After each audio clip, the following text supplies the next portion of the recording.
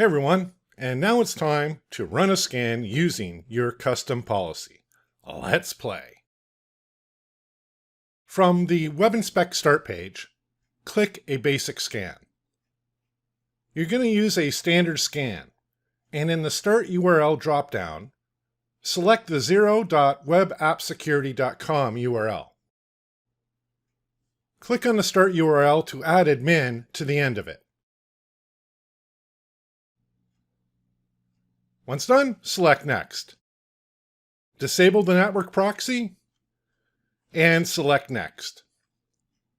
You want to set the crawl coverage to Quick. Select My Custom Check in the Policy dropdown. You're going to have to scroll down to find it, and now select it. Select Next. Wait for the profiler to configure. Once done, select Next. Click Scan. Notice your custom policy is part of the scan.